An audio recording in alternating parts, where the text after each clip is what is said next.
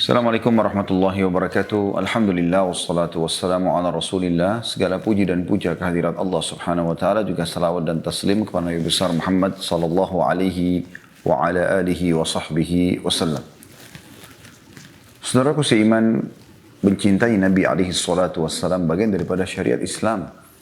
Bahkan tidak sempurna iman seseorang kecuali sudah mencintai Rasulullah SAW melebihi dirinya sendiri, bahkan melebihi semua manusia.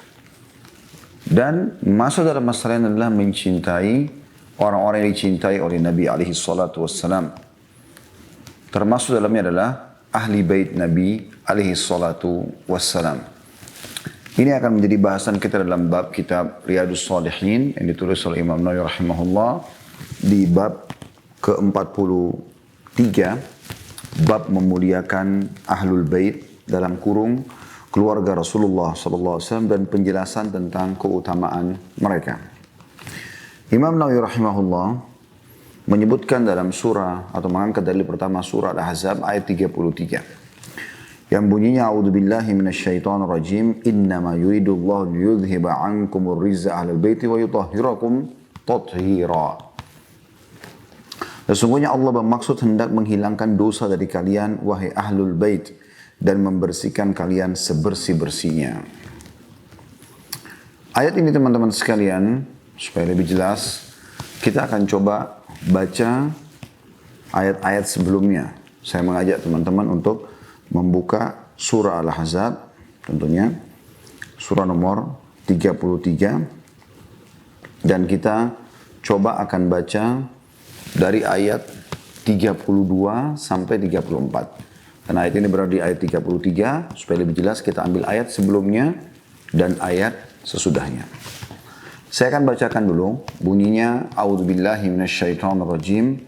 Ya nisa'an nabiy lastunna ka ahadin minan nisa'i in ittaqaytunna fala takhda'na bil qawli fayatma'a alladhi fi qalbihi maradun wa qulna qawlan ma'rufa. Itu ayat 32-nya. Ayat 33-nya, وَقَرْنَ فِي بُيُوتِكُنَّ وَلَا تَبَرُّجْنَ تَبَرُّجَ الْجَاهِلِيَّةِ الْأُولَى وَأَقِمْنَا الصَّلَاةَ وَآتِينَا الزَّكَاةَ وَأَطِعْنَا اللَّهَ وَرَسُولَهُ إِنَّمَا يُرِيدُ اللَّهُ لِيُذْهِبَ عَنْكُمُ الرِّجْزَ عَلَى أَهْلِ الْبَيْتِ وَيُطَهِّرَكُمْ تَطْهِيرًا. Ayat 34-nya, وَاذْكُرْنَ مَا يُتْلَى فِي بُيُوتِكُنَّ مِنْ آيَاتِ اللَّهِ وَالْحِكْمَةِ إِنَّ اللَّهَ كَانَ لَطِيفًا خَبِيرًا. Artinya mulai dari ayat 32-nya, hai istri-istri Nabi, kamu sekalian tidaklah seperti wanita yang lain. Jika kamu bertakwa, artinya kedudukannya, pahalanya, beda dengan wanita umumnya. Karena mereka menjadi pasangan manusia terbaik Rasulullah SAW. Maka janganlah kamu tunduk dalam berbicara sehingga berkeinginanlah orang yang ada penyakit dalam hatinya. Dan ucapkanlah perkataan yang baik.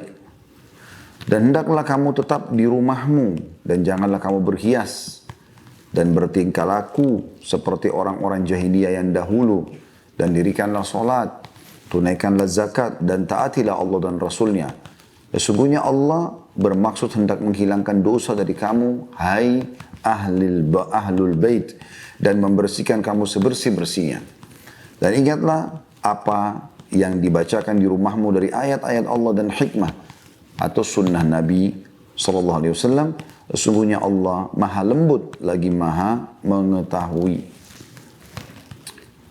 Ayat ini teman-teman sekalian, 3 ayat mulai dalam surah Al-Ahzab, turun disebabkan karena istri-istri Nabi SAW atau berhubungan dengan mereka.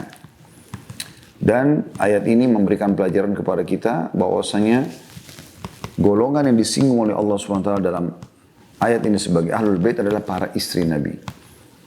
Dan sekaligus menjadi pelajaran bagi semua umat Islam, siapapun yang sudah berstatus istri, maka dikatakan keluarga. Maka dikatakan keluarga, beranjak daripada ayat ini. Kita lihat di ayat 32-nya Allah memanggil Ya Nisa'an Nabi. Jadi memang yang dipanggil adalah hai para istri Nabi. Dan ini relevansinya dengan ayat 33. Jadi golongan pertama yang dianggap ahlul bait adalah istri-istri Nabi yang diangkat oleh Imam An-Nawawi rahimahullah dalam kitab Riyadhus Shalihinnya. Kemudian Allah mengatakan, hai istri-istri Nabi, lastunna ka ahadin minan nisa. Kalian sama sekali bukan seperti istri-istri atau wanita yang lain. Ini taqaitun, dengan syarat kalau kalian bertakwa, patuh kepada Allah. Akan beda pahalanya, beda kedudukannya, beda balasannya. Ya. Fala takhda'na bil qaul. Oleh karena itu jangan kalian berlemah lembut, ya, bermanja-manja dalam berkata. Kalau ada yang bertanya segala macam, harus tegas, jelas. Kenapa tujuannya? Fayatma'ul ladzi fi qalbihi marad. Agar jangan sampai ada orang yang dalam hatinya ada penyakit, mau cenderung dengan kalian. Ya, subhanallah, ini ayat ini luar biasa. Kalau ada seorang wanita, ya, dia tegas, ya, bukan keras ya. Kalau keras pasti tidak disukai. Tapi tegas maksudnya, saya nggak suka, saya suka, gitu kan. Pada orang-orang yang dasarnya memang tidak halal bagi mereka, maka akan memunculkan rasa segan, terutama dari orang-orang yang mau berbuat kejahatan. Ya. Tentu ini tidak dilakukan dalam setiap sikap, tapi dalam orang-orang yang jelas akan melakukan perbuatan-perbuatan itu mungkin terbuka pintu masalah dengan mereka. Seseorang wanita sebaiknya tidak bicara kecuali penting dan juga berbicara dengan jelas dan tegas. Ya. Kemudian Allah mengatakan wa qulna qawlan ma'rufa. Ucapkan perkataan yang jelas. Jelas bahasanya, ya. Semuanya datar saja penyampaiannya, dan ma'ruf, yang baik saja. Tidak ada perkataan yang lain. Ayat 33 yang diangkat oleh Imam Nawawi rahimahullah sebagai saksi bahasan adalah berbunyi waqarna fi buyutikun, dan tetaplah kalian di dalam rumah kalian, wala tabarrujna tabarrujal jahiliyatil ula. Makna tafsirnya kata Ibnu Katsir rahimahullah, janganlah kalian membuka pakaian-pakaian kalian, jangan kalian memakai minyak wangi di depan umum laki-laki yang bukan mahram, ya. Itu namanya tabarrujal jahiliyah. Ya, orang jahiliyah begitu. Mereka memperlihatkan rambutnya, memperlihatkan auratnya, dan di depan orang umumnya, sehingga terjadilah fahisyah atau kemaksiatan. Lalu Allah mengatakan wa aqimnas shalah, dan dirikanlah salat, wa atinaz zakah, tunaikanlah zakat. Kata Ibnu Katsir rahimahullah, ini dua hal yang sangat erat relevansinya. Mendirikan salat adalah hubungan dengan Allah Subhanahu wa taala, menunaikan zakat adalah hubungan dengan makhluk. Ya. Wa ati'na Allah wa rasulah, dan selalulah patuh kepada Allah dan Rasulnya. Inna ma yuridullahu liyudhiba ankum rizza ahlal baiti wa yutahhirakum tathira. Sesungguhnya Allah ingin membersihkan kalian sebersih-bersihnya. Maksudnya nama kalian, ya, supaya jangan sampai rusak, ya. Baik nama kalian, nama keluarga kalian, ya, nama suami kalian, Nabi SAW. Nah, kalau ada nama anak-anak kalian, semuanya Allah jaga, dibersihkan sebersih-bersih dari segala macam aib dan segala macam tuduhan-tuduhan.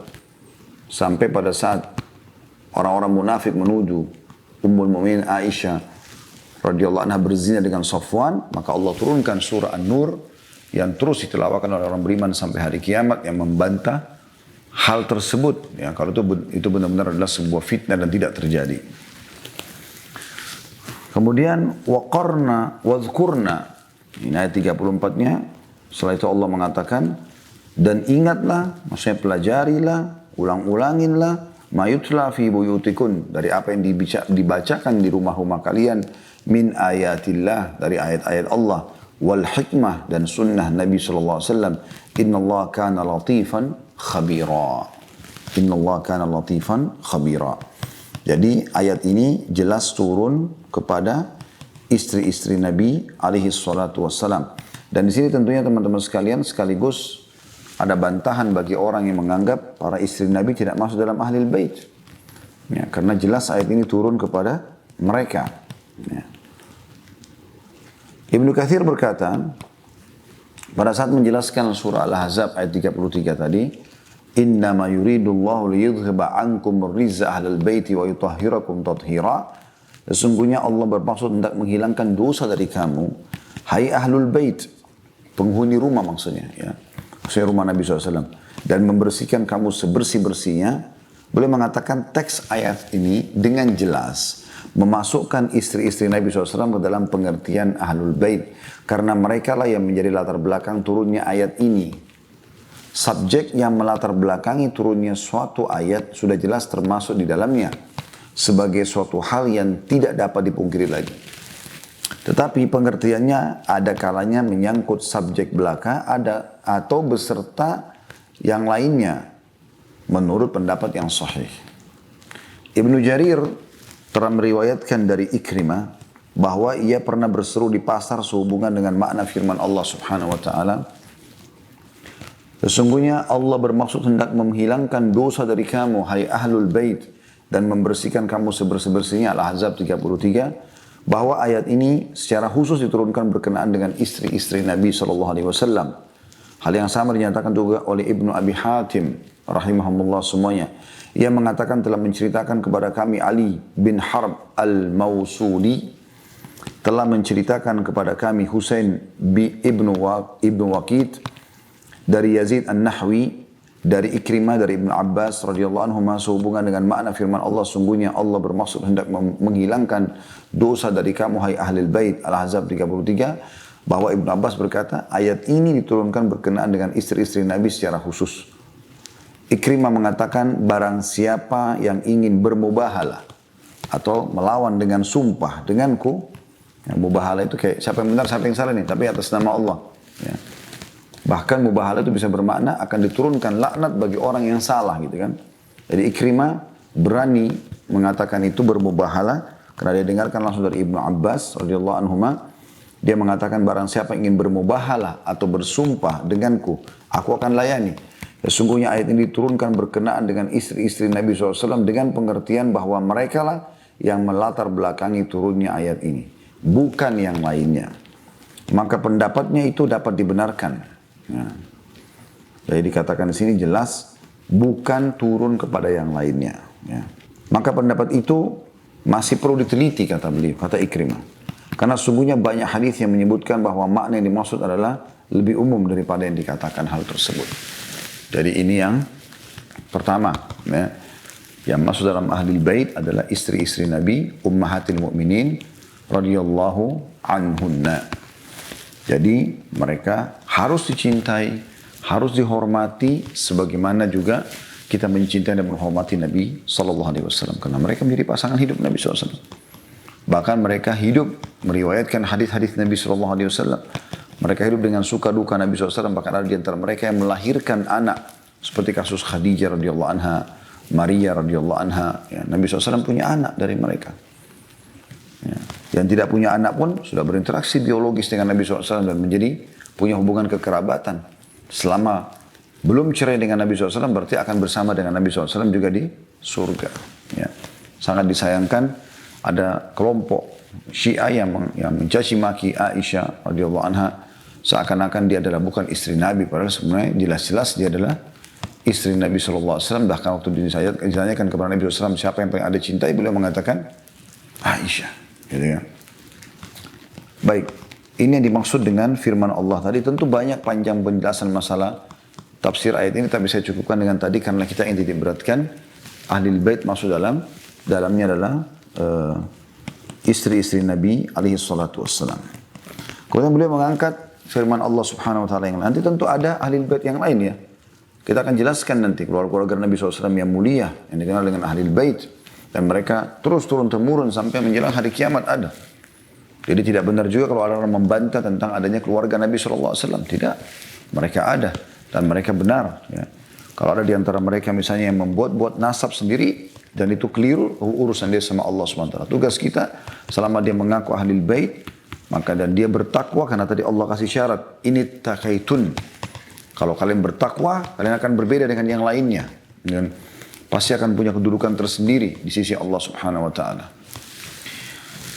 Maka ini adalah sebuah bagian daripada syariat Allah Subhanahu wa taala dan beliau mengangkat dalil yang kedua Al-Hajj ayat 32. Tujuannya adalah supaya orang memahami Al-Ahzab 33 ini harus punya kedudukan di sisi umat Islam, yaitu menghormati para Ahlul Bait, tidak luput dalamnya adalah para istri Nabi alaihi salatu wassalam.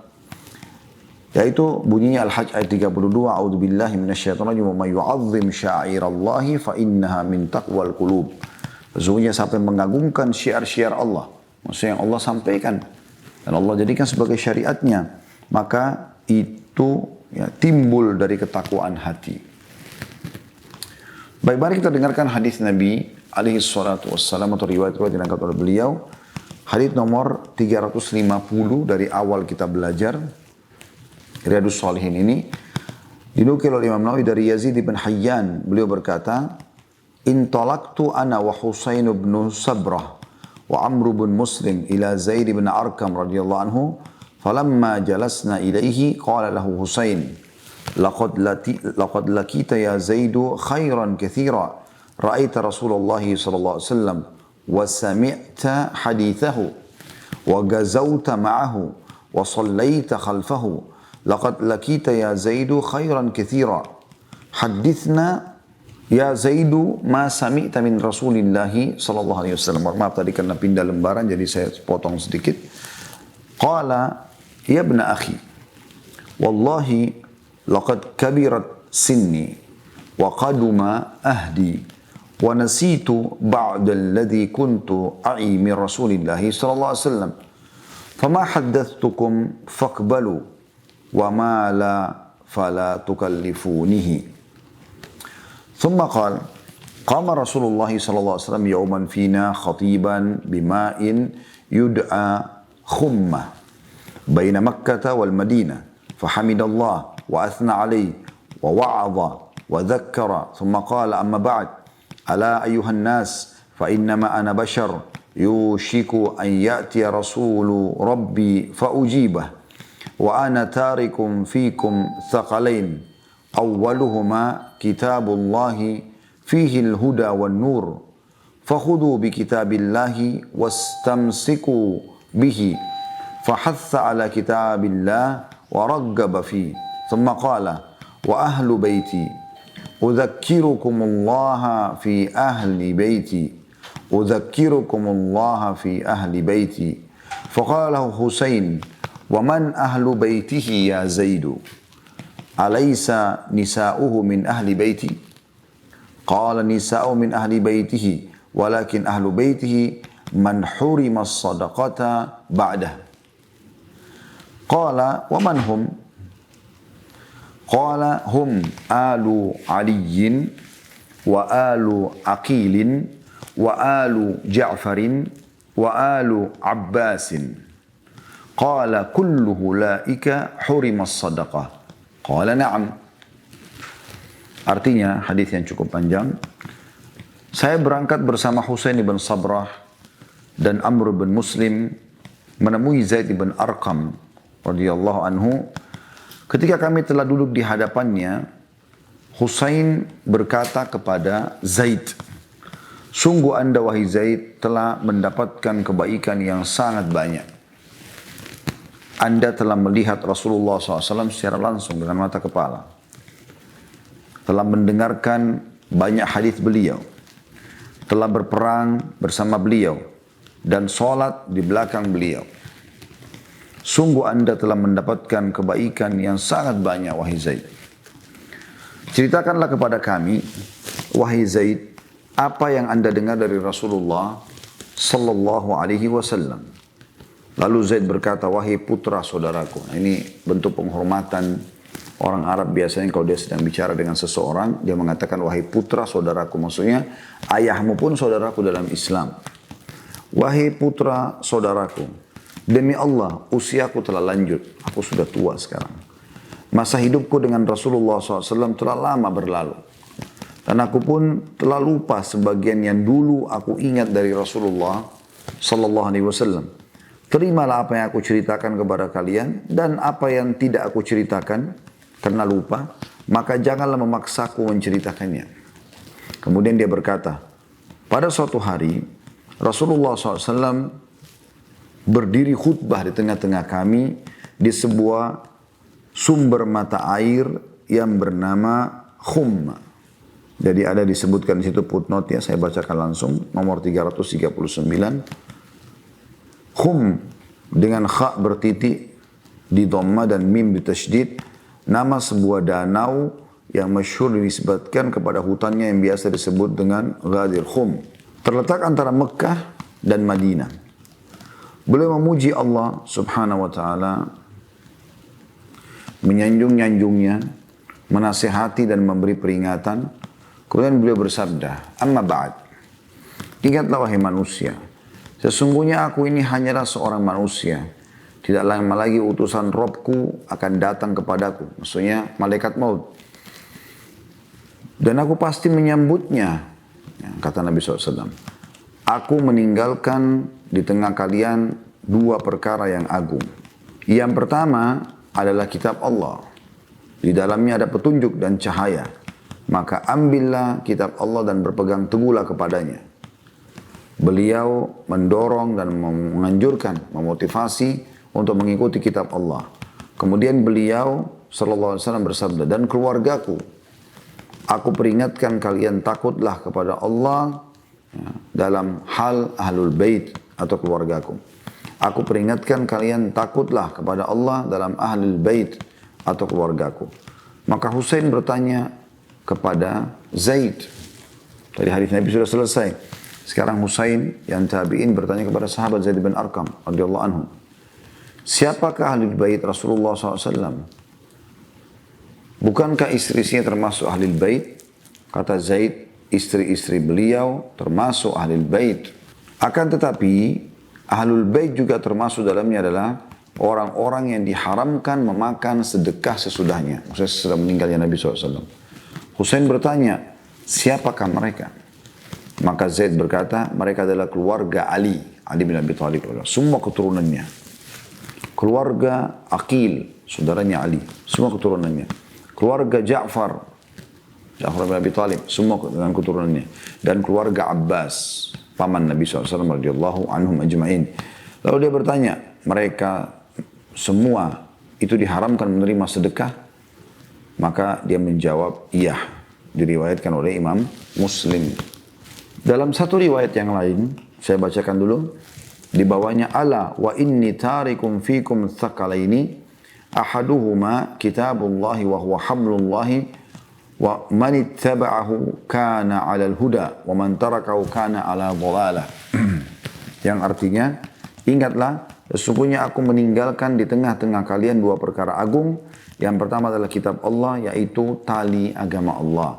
Barang siapa yang mengikuti kitabullah itu pasti mereka berada di atas petunjuk, dan yang meninggalkannya pasti akan berada di atas kesesatan. Jadi maksudnya potongan awal hadis tentang dari dua perkara ini, ya, itu ada dua versi riwayat. Ya. Dua-duanya menjelaskan tentang kedudukan Al-Quran. Hadis ini teman-teman sekalian, ya, memberikan banyak sekali pelajaran kepada kita tentunya. Yang pertama, seperti biasa, kita coba korek dulu mutiaranya. Kalau masuk dalam hal yang paling mendasar dalam Islam, yaitu belajar agama atau kedudukan menuntut ilmu dalam Islam. Karena di sini bagaimana Husain dan teman-temannya, para tabi'in, menemukan Zaid bin Arqam masih hidup radhiyallahu anhu. Dan mereka pun datang untuk mengorek mutiara para sahabat. Ada di antara ulama, teman-teman sekalian, mereka tanpa kita bertanya sudah menjelaskan. Dan itu ada di antara mereka seperti itu, sibuk berdakwah. Bagaimana umat mendapatkan manfaat. Ada juga tidak, di antara ulama banyak diamnya. Maka kita harus tahu bagaimana, ya, berhadapan dengan ulama-ulama seperti ini. Dengan perbedaan karakter. Kalau yang sering menyampaikan, kita nggak sulit. Karena kadang-kadang apa yang kita ingin tanyakan sudah dijelaskan sama beliau-beliau. Dan mudah-mudahan ini Allah perbanyak tentunya. Tapi ada juga yang tidak. Kalau tidak ditanya, dia tidak akan bicara. Seperti kasus Rabi' ibn Haytham rahimahullah, salah satu ulama tabi'in, yang pada saat ada muridnya datang dari jauh, yang sering belajar dan menukil dari beliau, ingin bertemu dengan gurunya dari jarak jauh. Lalu dia datangi muridnya, Rabi' dia yang ada dekat situ. Lalu dia bertanya pada teman yang di situ, kira-kira nanti kalau saya mau ajak kamu ketemu sama guru kita Syekh Rabi'. Ya. Rabi' bin Haytham seorang tabi'in ya. Maka dia mengatakan, baiklah saya akan temani kamu. Lalu temannya yang dari jarak jauh ini mengatakan, atau muridnya Syekh Rabi' ini mengatakan, kira-kira seperti apa saranmu nanti? Apakah kita bertanya duluan Bagaimana adabnya nih menghadapi Rabi ibn Haytham? Apakah kita bertanya atau kita biarkan beliau yang menjelaskan? Ya. Maka kata temannya yang di satu kota sama Rabi, demi Allah kalau kau duduk setahun di depan Rabi ibn Haytham dan kau tidak bertanya, maka dia tidak akan pernah bicara denganmu. Artinya memang ada tipologi ulama seperti ini. Maka kita harus mengorek, bertanya, baru kemudian keluar mutiara-mutiara ilmu itu. Ya. Nah, di sini dicontohkan oleh Husain dan teman-temannya rahimahullah, bagaimana mereka mengejar dari Zaid bin Arqam, apalagi nih sisa-sisa sahabat yang masih hidup pada saat itu, supaya menjelaskan dengan cara membahasakan, sungguhnya Anda sangat beruntung mendapatkan banyak kebaikan. Anda pernah melihat Nabi SAW, Anda pernah sholat bersamanya, Anda pernah berjihad bersamanya, Anda pernah interaksi secara langsung. Yang kami minta adalah sampaikan kepada kami apa yang Anda ketahui. Jadi ini yang pertama kita ambil adalah bagaimana atau pentingnya menuntut ilmu dan bagaimana seorang menuntut ilmu harus bijak dalam memilih ya, cara yang tepat untuk berhadapan dengan gurunya. Kemudian yang kedua adalah penjelasan tentang inti bahasan kita. Ya, ada dua perkara yang Nabi SAW mengingatkan kepada kita. Kata beliau di sini hadisnya, aku meninggalkan kepada kalian dua perkara agung. Lalu beliau rincikan yang pertama adalah berpegang teguh pada Al-Quran. Ya. Ini hal yang mendasar sekali. Setiap muslim dan muslimah bukan memiliki pilihan untuk mempelajari Al-Quran. Baik huruf hijaiyahnya, bacaannya semuanya, kemudian hafal, kemudian mentadaburi, kemudian menghafal, kemudian baru mengamalkan. Ini bukan pilihan, tapi keharusan. Kewajiban setiap muslim mempelajari Al-Quran. Karena di situ sumber syariat Allah Subhanahu wa Ta'ala. Siapa menjadikan Al-Quran sebagai pedomannya, panduan hidupnya, maka dia akan selamat. Itulah yang dijaminkan oleh Nabi SAW. Dalam riwayat lain, aku meninggalkan kepada kalian dua perkara yang kalau kalian berpegang teguh pada keduanya, kalian tidak akan pernah sesat selamanya. Kitabullah dan sunnahku. Dan kalau kita mau bicara tentang Al-Quran, panjang sekali bahasannya. Insya Allah nanti tidak ada halangan, akan ada bab khusus keutamaan membaca Al-Quran di dalam Riyadhus Shalihin ini.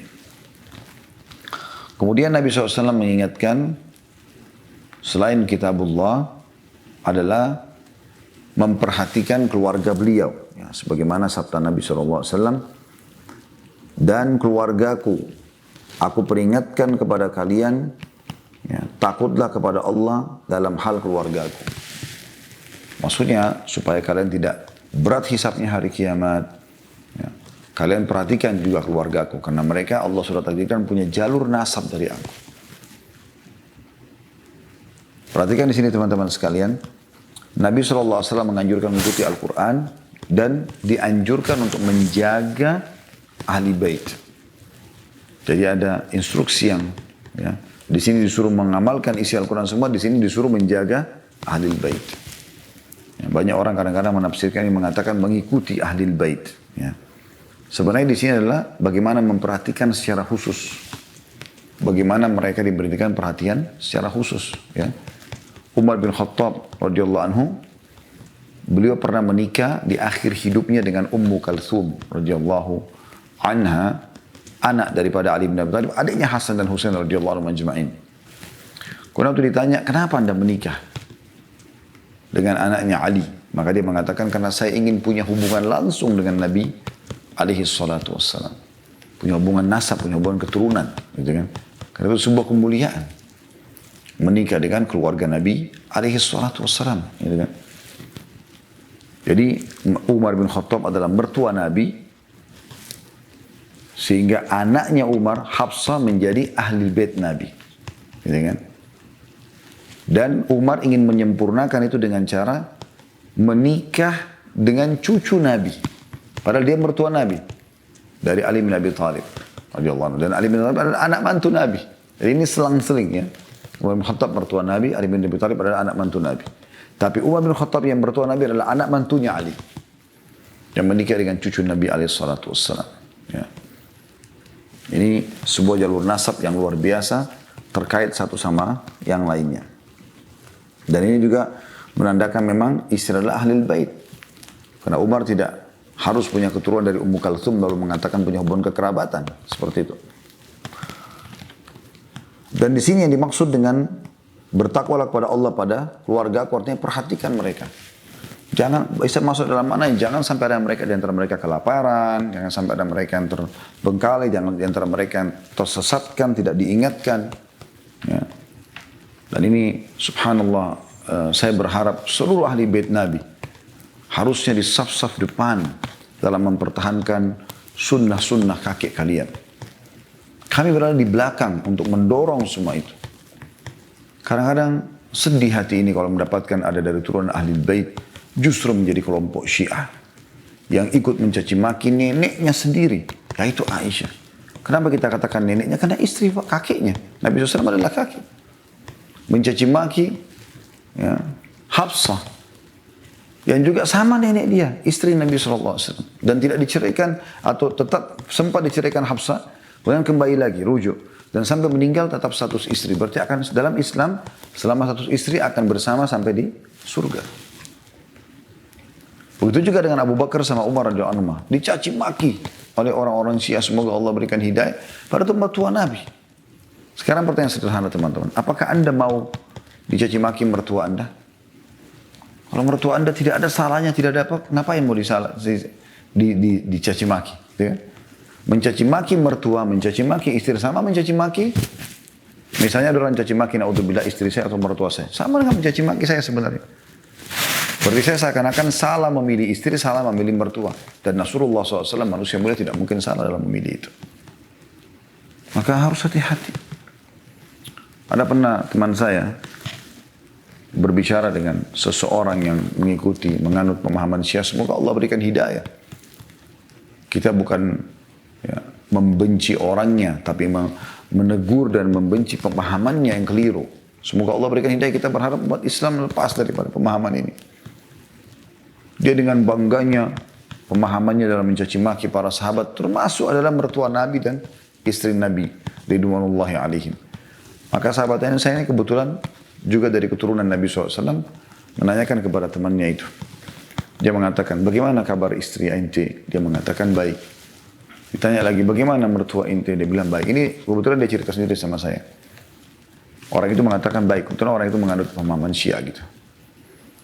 Terus kemudian tiba-tiba dia mengatakan, karena dua-dua dari ahli bait, yang teman saya ini kebetulan ahli sunnah, dia mengatakan, kalau begitu, ente lebih mulia daripada Nabi SAW.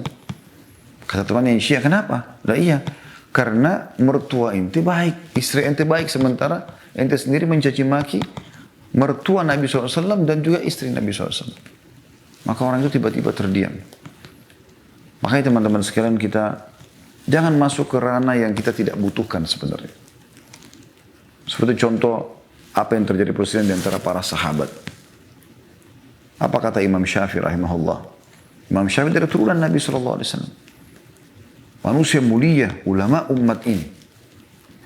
Beliau pada saat ditanya oleh sebagian orang yang memang sengaja ingin mengorek, ini kira-kira pendapatnya beliau apa nih karena ingin disebarluaskan.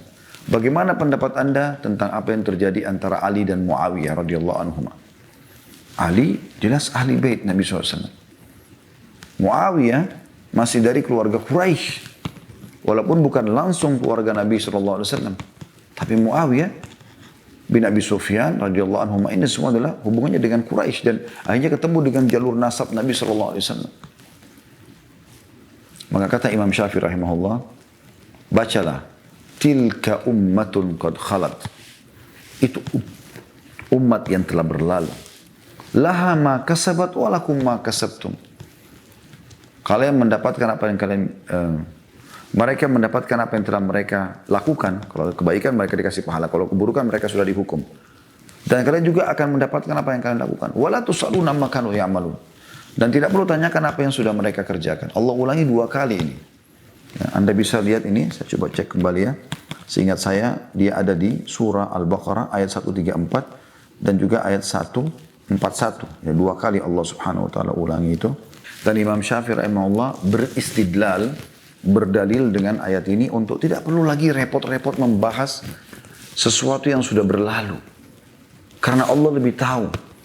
Cukuplah orang-orang di zaman itu sempat terkena fitnah. Sebagian salaf mengatakan, Allah telah menyelamatkan pedang-pedang kita di saat itu. Kita nggak hidup. Kalau kita hidup, kita nggak tahu kita harus ikut siapa. Maka kenapa sekarang kita libatkan lisan-lisan kita? Harusnya kita lebih hati-hati. Kemudian teman-teman sekalian, kita kembali ke bahasan tadi. Nabi SAW menyuruh untuk menghormati Ahlul Bait. Perhatikan mereka secara khusus. Kalau ada di antara mereka yang butuh bantuan, berilah mereka. Ya. Lunasi utangnya. Ingatkan kalau dia salah. Berikan perhatian khusus. Boleh. Tapi ingat, di sini dikatakan dalam riwayat ini, mereka nggak boleh terima sedekah. Jadi kita memberikan mereka hadiah. Beda. Nabi SAW tidak makan sedekah, tapi beliau menerima hadiah. Jadi kepada ahli bait kita tidak mengatakan dia adalah sedekah. Kita memberikan kepada mereka hadiah. Ya. Kemudian juga dirincikan siapa ahli bait selain istri-istri Nabi SAW. Disebutkan dari sini 4 keluarga besar, keturunan mereka. Oleh Zaid bin Arqam radhiyallahu anhu. Beliau mengatakan yang pertama adalah keluarganya Ali bin Abi Thalib. Ali, Fatimah, Hasan, Husain, Ummu Kalthum, dan semua turunannya ke bawah. Ya. Semuanya tidak terkecuali. Sampai hari kiamat. Mereka ada Ahlul Bait.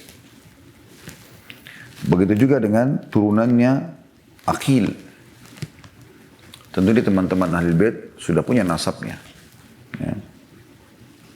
Kemudian keluarga Ja'far. Saudara-saudara Ali semua ini radhiyallahu anhum ajma'in. Kemudian keluarga Abbas. Ya. Kalau keluarga Ali, keluarga Ja'far, keluarga Aqil, ini lingkupnya luas sebenarnya, tapi keturunan mereka. Kalau bicara keluarga Abbas, maka akan lebih luas lagi. Radhiyallahu anhum ajma'in. Karena Abbas paman Nabi SAW. Sementara yang tadi itu adalah sepupu-sepupu Nabi alaihi salatu wassalam. Ya. Maka kita sudah seharusnya menjalankan ini. Bertakwa kepada Allah SWT pada mereka. Tapi ingat teman-teman, tidak boleh gulu. Gulu artinya terlalu berlebihan. Sehingga memposisikan mereka lebih daripada kedudukannya. Kenapa saya katakan ini? Karena Nabi SAW sendiri mengatakan, La tatrudni kama atratin Nasara ibnu Maryam. Jangan kalian memuji-mujiku melampaui batas. Sebagaimana Nasara, orang-orang Nasrani, ya, orang Kristen, memuji-muji Isa. Innama ana Abdullah wa Rasul. Sungguhnya aku adalah hamba Allah dan Rasulnya. Faqulu Abdullah wa Rasul. Maka katakanlah aku adalah hamba Allah dan Rasulnya. Yang paling baik contoh sini adalah bagaimana para salafus salih dari sahabat ridwanullah yang bermuamalah dengan Nabi SAW. Mereka menghormati Nabi SAW, memenuhi semua kebutuhan Nabi, berkorban buat Nabi. Keluarga Nabi SAW pernah Ali dan Hasan, Fatimah dan Ali radhiyallahu anhum tinggal rumah cukup jauh dari dari Masjid Nabawi, kemudian ya mereka berharap bisa tinggal dekat rumah Nabi SAW. Dan ada sahabat langsung orang Ansar menghadiahkan rumahnya supaya Fatimah dan Ali radhiyallahu anhum dekat dengan Nabi SAW. Itu hal yang kemuliaan dan yang sudah kita jelaskan dalam serial para sahabat. Jadi yang terbaik adalah mengikuti bagaimana para sahabat ridwanullah alaihim bermuamalah dengan Nabi SAW dan ahli baitnya. Supaya kita tidak keliru. Karena kalau kita kembangkan sendiri akan seperti kasus beberapa pihak di zaman kita sekarang. Berlebihan yang akhirnya membuat dia gulu. Ini tidak boleh. Ya. Maka ada batasan-batasan yang harus kita ketahui, tapi tetap ingat memuliakan dan bertakwa kepada Allah. Artinya ini bagian daripada ibadah kalau kita berbuat baik sama mereka.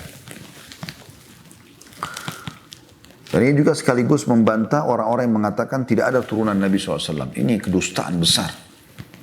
Bagaimana bisa tidak ada keturunan Nabi SAW? Bukankah Nabi SAW menceritakan tentang Imam Mahdi yang akan keluar nanti di akhir zaman? Beliau mengatakan dalam hadis yang jelas hasan dan disahihkan bahkan oleh sebagian ulama, akan keluar nanti dari Madinah orang dari keturunanku. Nabi SAW sebutkan itu. Namanya seperti namaku, Muhammad bin Abdullah. Fisiknya para sahabatnya seperti fisikku, kata Nabi SAW. Sama, kita lihat nanti Imam Mahdi sama dengan beliau, sama dengan Nabi SAW. Kesamaannya berarti sama secara fisik. Tingginya, putih kulitnya, tampannya, segala macam. Tapi akhlaknya bukan seperti akhlakku. Karena tidak mungkin orang yang sama dengan akhlak Nabi SAW. Gitu kan. Lalu kisah panjang lebar Imam Mahdi disebutkan oleh Nabi SAW sebagai tanda-tanda hari kiamat. Tentunya yang tidak asing lagi bagi umat Islam. Ya. Baik teman-teman sekalian, jadi ini hadis yang kita pelajari dari 350 ya. Masih hadis yang di bab yang sama nomor 351 dari Ibnu Umar radhiyallahu anhu, dari Abu Bakar As-Siddiq radhiyallahu anhu secara mauquf, maksudnya sampai ke Abu Bakar. Beliau berkata, "Irkabu Muhammadan sallallahu alaihi wasallam fi ahli baiti." Perhatikanlah Muhammad sallallahu alaihi wasallam pada ahlu baitnya. Diriwayatkan oleh Imam Bukhari. Dan ini juga subhanallah riwayat ini membantah dengan sangat jelas. Sebagian pihak yang menyalahkan Abu Bakar mengatakan Abu Bakar itu tidak peduli dengan ahli bait dan seterusnya. Ini keliru. Salah satu bentuk kepedulian Abu Bakar yang sangat nyata adalah bagaimana beliau menikahkan anaknya Aisyah dengan Nabi SAW. Bagaimana pada saat orang umumnya menolak dakwah Nabi SAW, beliau berdiri di hadapan dakwah ini membela.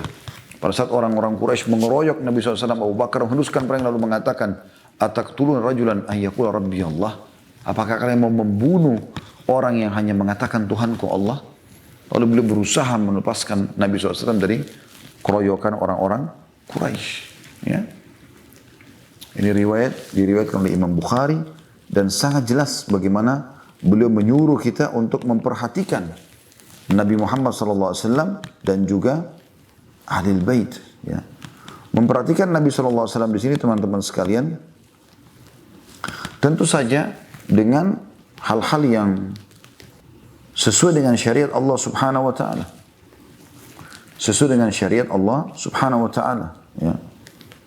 Dan syariat Allah Subhanahu wa taala yaitu memenuhi kebutuhan mereka, memberikan perhatian khusus pada mereka, menjenguk kalau mereka sakit, membantu kalau mereka butuh, sering memberikan hadiah pada mereka, ya, mendukung mereka, menyokong mereka untuk menjadi pemimpin di saat memang mereka tepat, ya, diposisikan seperti itu.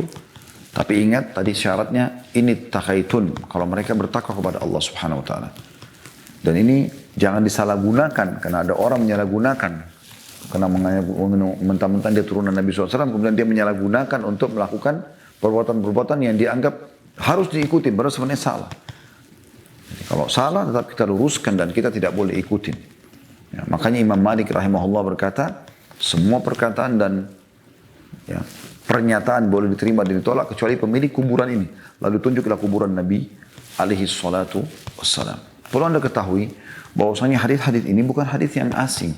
Hadis yang sudah turun-temurun dari sahabat, tabi'in, tabi'in, terus saja bagaimana mereka menghormati Ahlul Bait dan sudah mereka contohkan itu. Bagaimana mereka bermuamalah dengan Ahlul Bait. Sebagian orang juga ada yang mengangkat kasus, ya, kalau hanya orang Syiah saja yang peduli terhadap Ali. Hanya orang Syiah saja yang peduli terhadap Husain. Dan apa yang terjadi di Karbala. Ini tidak benar. Kita sangat mencintai ahli sunnah Ali radhiyallahu anhu. Siapa di antara ahli sunnah yang tidak mengakui Ali bin Abi Thalib sebagai khalifah Rashidah? Nah, pasti diakui sebagai khalifah Rashidah. Salah satu dari 4 khalifah yang mulia. Bahkan manaqibnya Ali, keutamaan Ali radhiyallahu anhu sudah panjang lebar dijelaskan oleh para ulama. Dan tidak ada satupun yang memungkiri masalah itu. Termasuk kita sudah jelaskan teman-teman sekalian di YouTube ada di playlist serial sahabat, Anda bisa klik Ali bin Abi Thalib bagaimana radhiyallahu anhu, kisahnya luar biasa. Manusia yang sangat mulia, gitu kan. Manusia yang sangat pemberani dan dia adalah selain sepupu Nabi SAW juga anak mantu Nabi SAW. Punya keutamaan yang sangat banyak radhiyallahu anhu. Begitu juga dengan Fatimah al-Batul Az-Zahra radhiyallahu anha. Siapa yang ahli sunnah tidak mencintai Fatimah? Mustahil mereka tidak mencintai. Itu kekasih Nabi SAW. Radhiyallahu anha. Kita akan selalu mencintai siapapun dicintai oleh Nabi SAW. Dan Fatimah termasuk anak yang paling dicintai oleh Nabi SAW. Dan siapa ahli sunnah yang memungkiri teman-teman Fatimah radhiyallahu anha dan ibunya Khadijah radhiyallahu anha adalah dua wanita pemimpin di surga selain Maryam dan Asia. Tidak ada satupun yang pungkiri masalah itu. Itu juga dengan Hasan dan Husain, dua pemimpin anak muda di surga, kekasih Nabi SAW. Dan beliau langsung mengungkapkan pada saat Hasan Husain bermain, sesungguhnya dua orang anakku ini, turunanku ini adalah Sayyid, Tuan. Hasan juga pernah Nabi SAW mengatakan, sesungguhnya anakku ini adalah Tuan dan semoga Allah memperbaiki atau menyelamatkan di tangannya dua pertempuran yang akan terjadi di antara kaum muslimin. Dan ulama mengatakan itu terjadi pada saat Hasan dinobatkan jadi khalifah di Madinah, di zaman Muawiyah juga dinobatkan jadi khalifah. Kemudian Hasan radhiyallahu anhu dengan kemahamuliaannya, dengan sifat-sifat kenabian, ya Nabi Muhammad SAW ada pada dirinya, dia demi untuk tidak terjadi pertumpahan darah, maka beliau menyerahkan khilafah kepada Muawiyah. Dan semua sahabat menerima pada saat itu. Ya. Maka terjadilah doa itu. Kasus Husain terbunuh di Karbala. Saya yakin ahli sunnah sepakat bahwasanya beliau mati syahid radhiyallahu anhu. Dan orang yang membunuhnya adalah zalim. Tapi kita tidak memvonis kekafiran. Kita tidak menyiksa diri di hari yang dianggap Karbala untuk menyiksa diri, melukai diri kita. Bukan seperti itu. Tapi kita ya, mengambil sisi positifnya. Husain radhiyallahu anhu sebagaimana ayahnya Ali radhiyallahu anhu terbunuh mati syahid. Dan syahid adalah kemuliaan. Bukan cuma itu. Ibnu Qayyim rahimahullah mengatakan bahwasanya pada saat membahas kematian Nabi SAW, beliau mengatakan Allah telah menggabungkan pada diri Nabi-Nya SAW banyak kemuliaan. Meninggal dalam keadaan sebagai utusan Allah, gitu kan? Sudah menyempurnakan semua syariat Allah SWT. Juga meninggal syahid. Kenapa? Karena salah satu ya yang terus dirasakan Nabi SAW sampai mau meninggal, itu adalah racun yang diberikan oleh seorang wanita Yahudi di Khaybar. Karena beliau mengatakan terus saja aku merasakan ya efek daripada racun tersebut. Maka Ibnu Qayyim beristihad mengatakan Nabi SAW meninggal mati syahid. Itu kemuliaan. Mungkin di mata kita adalah sesuatu yang menyakitkan. Tapi itu kemuliaan. Hamzah sebelumnya di perang Uhud. Bagaimana dibunuh oleh orang-orang ya, pasukan Quraisy, kemudian dimutilasi, dipotong hidungnya, dibelah dadanya. Hamzah laki-laki yang mulia paman Nabi SAW. Sampai kata Nabi SAW, dia adalah pemimpin para syuhada. Siapa yang ahli sunnah tidak mencintai mereka semuanya, teman-teman sekalian? Kita mencintainya. Tidak ada satupun dari ahli sunnah yang berani menjelek-jelekan mereka. Ya. Juga saya perlu sampaikan ada beberapa riwayat yang dihasankan oleh Tirmidzi, bahwasanya Nabi SAW pernah mendatangi, diriwayatkan oleh Ummu Salamah juga radhiyallahu anha, pernah datang ke rumah istrinya, kemudian mengatakan kepada Ali bin Abi Thalib untuk mendatangkan Fatimah dan Hasan juga Husain.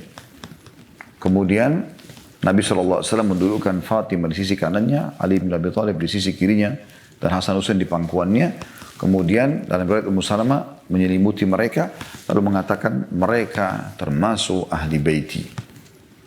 Ya, tapi ini kan sudah masuk dalam bahasa dari keluarga Ali radhiyallahu anhu. Mereka adalah keluarga Nabi SAW yang mulia. Jangan perlu kita tidak beratkan sini adalah sebagaimana saya katakan tadi, istri-istri Nabi pun masuk dalam masalah ini. Ya, Allahu a'lam. Ini bahasan kita insya Allah, mudah-mudahan bermanfaat.